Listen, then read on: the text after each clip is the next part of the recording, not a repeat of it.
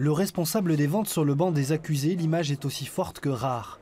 Éric Marin et son employeur GVG comparaissent pour tromperie sur la nature, la qualité et l'origine d'une marchandise. En clair, la justice leur reproche d'avoir triché sur des appellations et des millésimes entre 2014 et 2015. La fraude dans les chais d'un des plus grands négociants de la place bordelaise porte sur l'équivalent de 850 000 bouteilles. La défense dénonce une enquête et un rapport bâclé. J'estime que la Directe, dans le cadre de son rapport, n'est pas allée assez loin dans la démonstration pour qu'on puisse rentrer dans le champ de l'infraction qui est reprochée à M. Marin. C'est un peu technique sur le plan procédural, mais c'est la réalité du droit pénal. Vendre du vin de France avec une étiquette vin de Bordeaux, voilà entre autres ce que met en évidence le rapport de la Directe. Parmi les parties civiles qui s'estiment victimes de cette fraude, des viticulteurs qui découvrent un système opaque.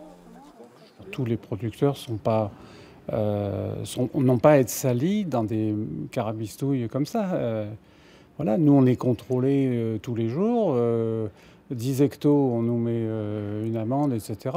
Et là, on s'aperçoit qu'il y a des gens qui se baladent avec des milliers d'hectos, en plus, en moins, en changement d'appellation, 20 de table, 20 de France, millésime. On rêve. Moi, je rêve, là.